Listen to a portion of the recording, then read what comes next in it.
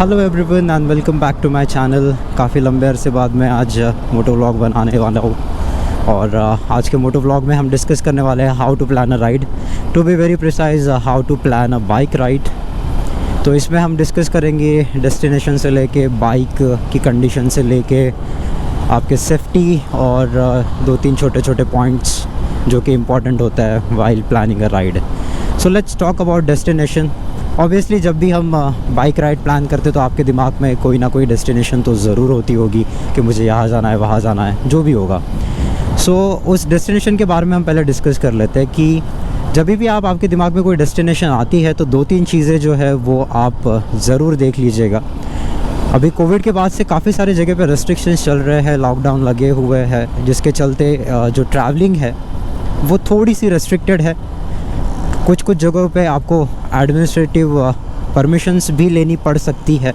तो सबसे पहले तो आप देख लीजिए कि वहाँ पे जाने के लिए ऐसी कोई समस्या तो नहीं है, क्या आप वहाँ पे इजीली जा सकते हैं या नहीं जा सकते, वहाँ पे कोई दूसरी प्रॉब्लम तो नहीं हो सकता है, लॉकडाउन नहीं होगा या फिर कोविड का कोई प्रॉब्लम नहीं होगा, लेकिन हो सकता है कि कुछ रॉइड्स हुए होंगे या फिर कुछ लोकल कर्फ्यू लगाया गया होगा या फिर कुछ दूसरी प्रॉब्लम्स हुई होगी जिसकी वजह से आप वहाँ पे नहीं जा सकते। तो वो आप ज़रा चेक कर लीजिएगा एक बार। उसके बाद इंडिया में कुछ लोकेशंस ऐसी है जहाँ पे जाने के लिए आपको डॉक्यूमेंट्स की ज़रूरत पड़ती है, तो वो भी आप एक बार ज़रूर चेक कर लीजिएगा कि वहाँ पे जाने के लिए आपको कोई डॉक्यूमेंट्स तो नहीं लगेगा, और अगर आपको कोई डॉक्यूमेंट लगने वाला है तो उसको बनाने के लिए कितने दिन लगेंगे, कितने दिन एडवांस आपको पहले प्लानिंग करनी पड़ेगी, वो सारी चीज़ें आप पहले देख लीजिएगा। और डेस्टिनेशन के बारे में बात करते हैं तो मान लीजिए कि ये सारी सिचुएशन कंफर्टेबल है, आप वहाँ पे जा सकते हैं, कोई डॉक्यूमेंट्स की ज़रूरत नहीं है, और अगर है तो वो आपके पास अवेलेबल है। तो उसके बाद आप डिसाइड करेंगे कि आपको कौन सा रूट सिलेक्ट करना है डेस्टिनेशन पे जाने के लिए। हो सकता है you might be having multiple options, हो सकता है 2 रास्ते होंगे, 3 रास्ते होंगे, या फिर हो सकता है सिंगल रास्ता भी होगा वहाँ पे जाने के लिए। लेकिन जब भी आप डेस्टिनेशन डिसाइड करते हैं उसके बाद आप एक बार डिसाइड कर लीजिए कि आपको कौन सा रूट चूज़ करना है, उस रूट में कोई प्रॉब्लम तो नहीं है, रोड की सिचुएशन कैसी है वो एक बार आप देख लीजिए।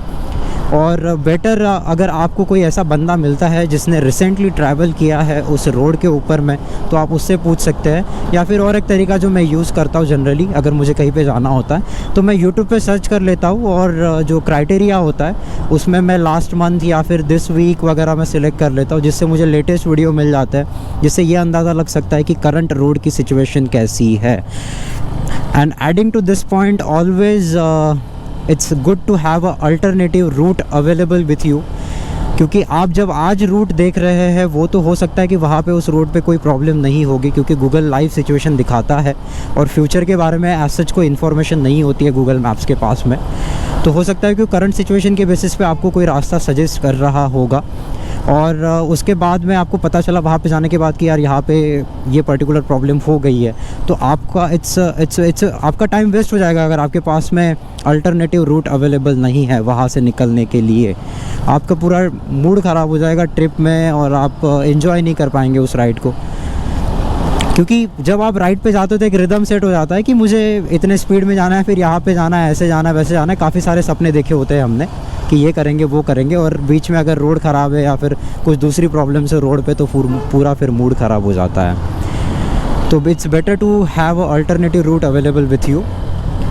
And one more thing about route is, जब भी आप निकलने वाले हो उससे 2 दिन पहले एक बार आप देख लीजिए कि जो रूट आप लेने वाले हो उस रूट की वेदर कंडीशन कैसी है, क्या वहाँ पे बारिश होने वाली है या फिर कुछ दूसरा प्रॉब्लम आपको दिख रहा है वहाँ पे वेदर रिलेटेड, कि वहाँ पे साइक्लोन आने वाला है। इंडिया में वैसे बहुत नॉर्मल सी चीज़ नहीं है, इतना नॉर्मल नहीं होता है साइक्लोन आना, लेकिन हो सकता है कि उस रूट में बारिश के कुछ चांसेस होंगे, तो उस हिसाब से आप प्लान कर लेंगे। आपके जो लगेज है आप उस हिसाब से पैक करेंगे, आपके राइडिंग गियर्स है उसको आप उस तरीके से प्रोटेक्ट करेंगे, आप आपका जो रेन कोट है वो वगैरह कैरी करेंगे, हो सकता है आप छाता वाता भी कैरी करें, तो वो सारी चीज़ें भी आपको हैंडी रहेगी अगर आपके पास में वेदर इन्फॉर्मेशन है तो ये तो हो गया था डेस्टिनेशन और रूट के बारे में।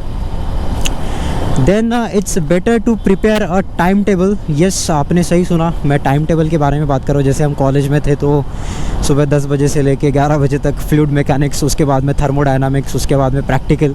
तो ये सारी चीज़ें जैसे चलती थी टाइम टेबल के बेसिस पे, वैसा एक आप टाइम टेबल डिसाइड कर लीजिए, शेड्यूल कर लीजिए।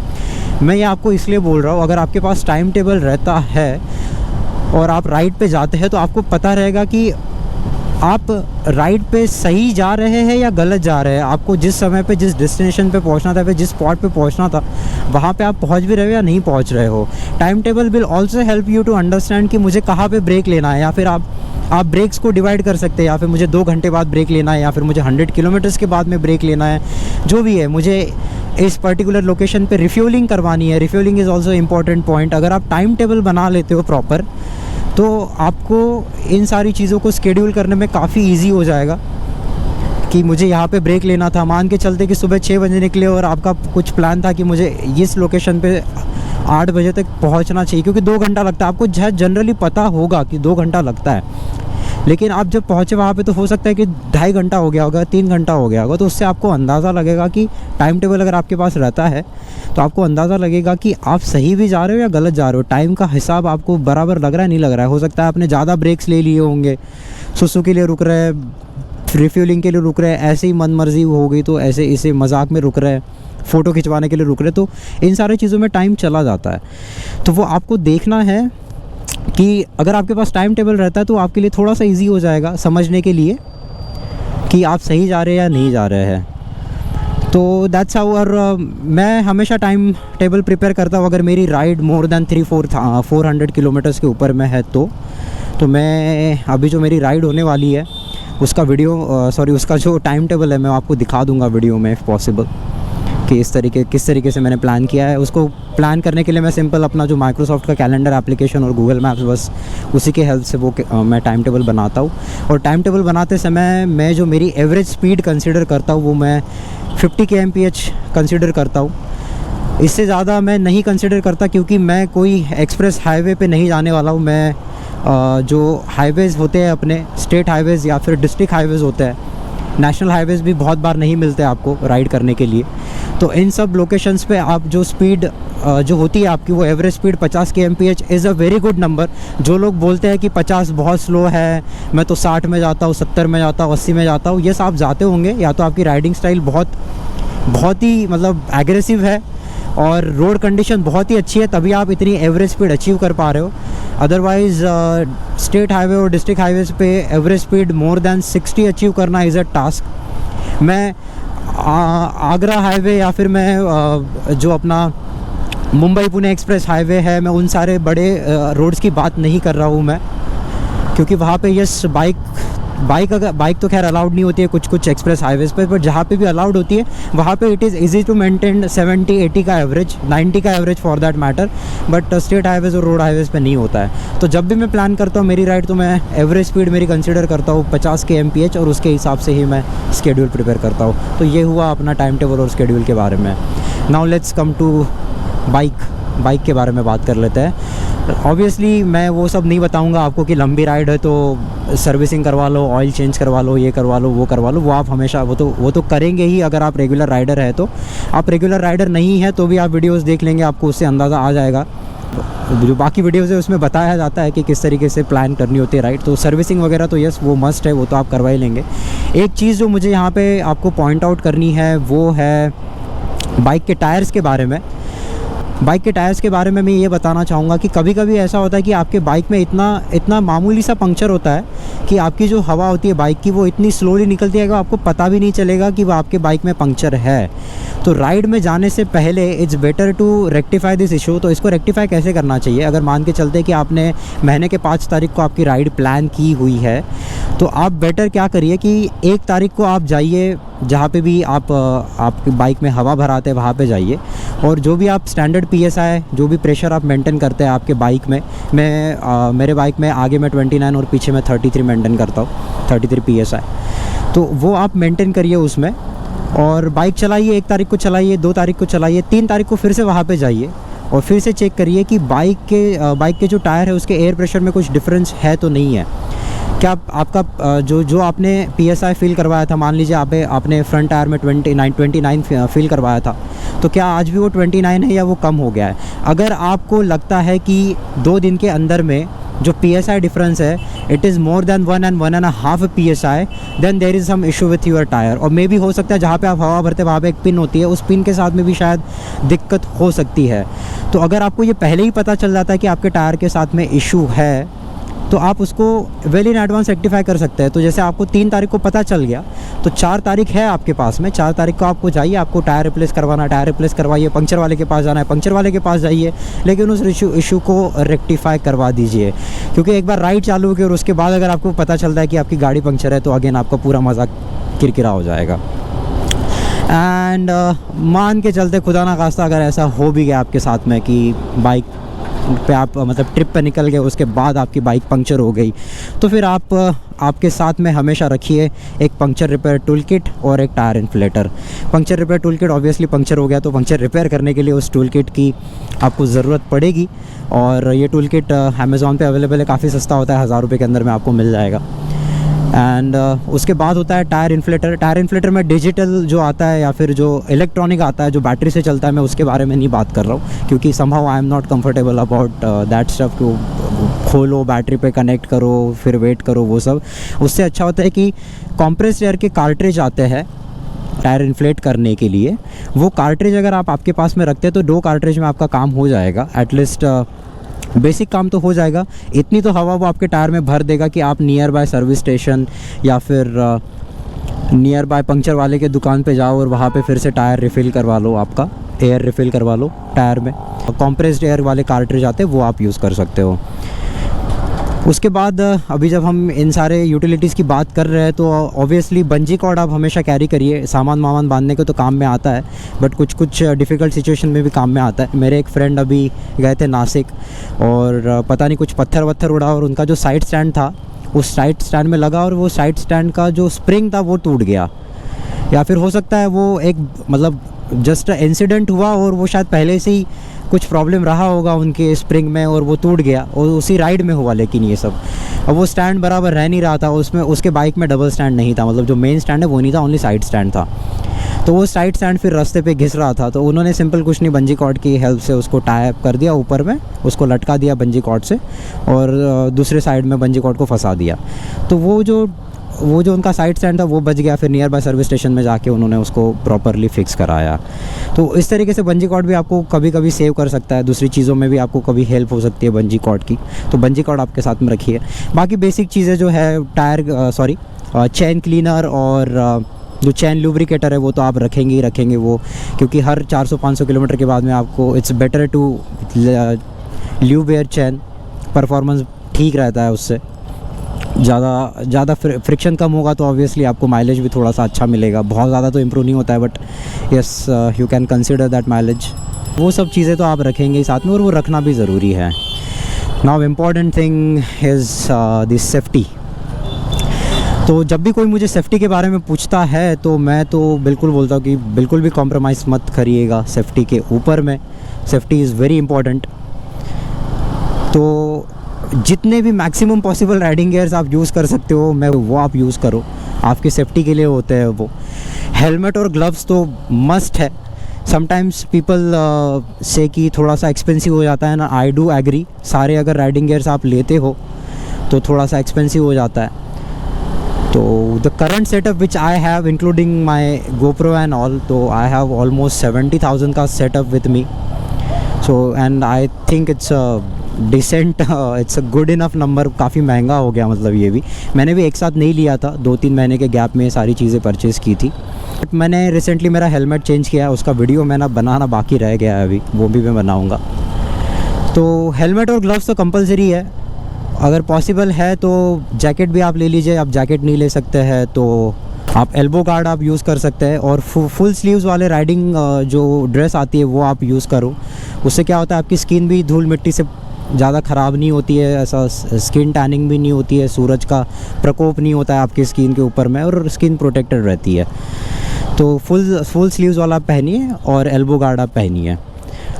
सबसे निगलेक्ट करते हैं हम, वो होता है राइडिंग पैंट और राइडिंग शूज़। बहुत सारे लोग मतलब इवन एक बार जैकेट परचेज़ कर लेंगे लेकिन राइडिंग शूज़ और राइडिंग पैंट नहीं परचेज़ करते हैं। वो दोनों भी थोड़ा सा महंगा हो जाता है वो भी। अगर दोनों की कॉस्ट हम बात करें, अगर ठीक ठाक आप क्वालिटी का लेते हैं तो 20,000 के आसपास दोनों आएंगे आपको, राइडिंग पैंट और राइडिंग शूज़। तो ये भी अगर पॉसिबल है तो आप ले लीजिए, अगर नहीं तो राइडिंग पैंट में आप जीन्स पहनिए, थोड़ा सा थिक लेयर का मटेरियल होता है वो। और इसी बीच एक बुरी खबर, इंडिया हार गया मैच। खैर एग्जैक्ट पे वापस आता है।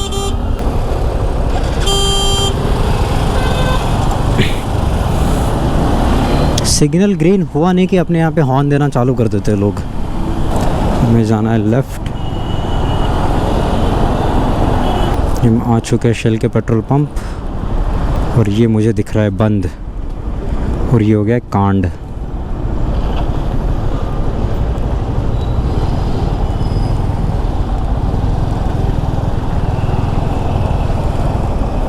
ये तो मैंने सोचा नहीं था कि पेट्रोल पंप बंद होगा। खैर आगे वाले पेट्रोल पंप पे भरवाते हैं।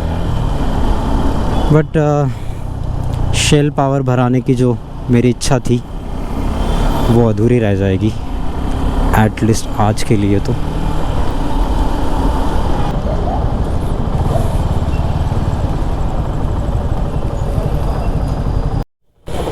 भैया ने पूरा पाइप उठा दिया है, एक बूंद भी शायद वो नहीं छोड़ना चाहते।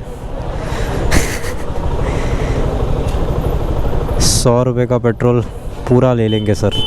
दो सादा जो भी अभी जो बेस्ट है वो दे दो। डाल दो 160 रुपये लीटर ना, डाल दो। जितना जाता है उतना डाल दो। क्या खासियत है बाय द वे पेट्रोल की? वही माइलेज पावर सब। 160 रुपये लीटर का पेट्रोल पहली बार भरवा रहा हूँ इसलिए। नहीं भी एक्टिवा वाला डाल के गया 700 कुछ रुपये डाला। डाल दो जितना जाता है। शेल पावर से भी बेहतरीन लग रहा है ये मुझे। थोड़ा सा कर देना बस।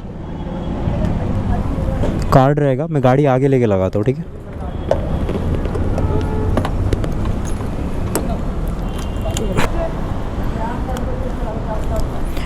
हाँ, सो करीबन 7.5 लीटर पेट्रोल 1200 रुपये का।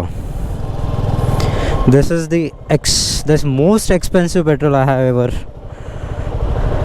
फिल्ड इन माई बाइक का टैंक।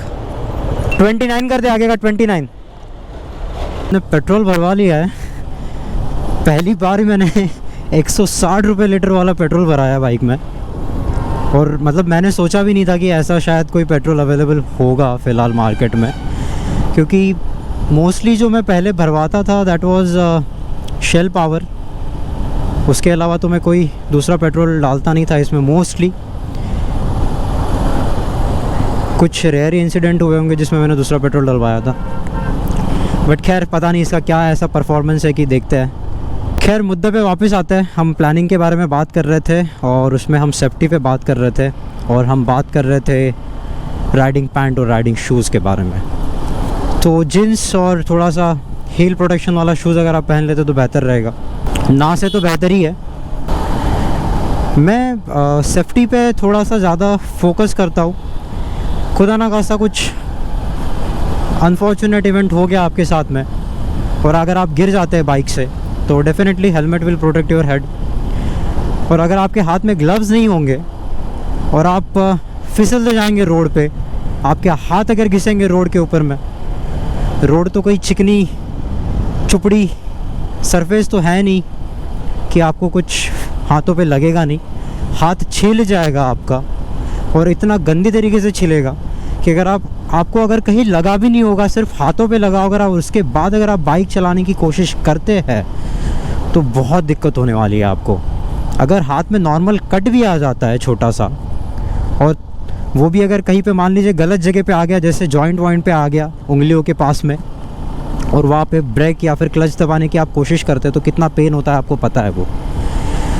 तो ग्लव्स ज़रूर पहनिएगा। उसके बाद रही शूज़, अगर आप गिरते हैं और गाड़ी आपके पैर के ऊपर में गिरती है तो सबसे पहले प्रॉब्लम आपके एंकल में होने वाली है, क्योंकि वहीं पे सबसे ज़्यादा प्रेशर आता है। और अगर आपने राइडिंग शूज़ नहीं पहने हुए हैं या फिर ऐसे शूज़ जिनमें एंकल प्रोटेक्शन नहीं है, तो फिर तो आप बस भगवानी मालिक है फिर तो।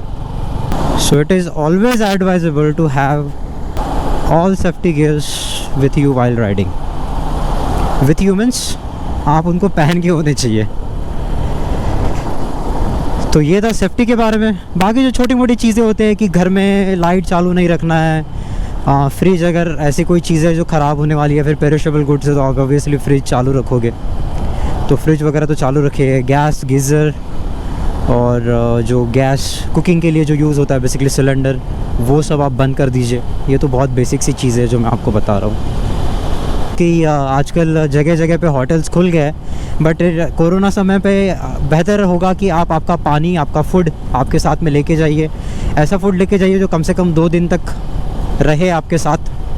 सो parathas are always better, parathas और pickle that will serve your purpose, and at least litre water with you every time. ख़त्म हो जाता है तो रिफ़िल करवा लीजिएगा।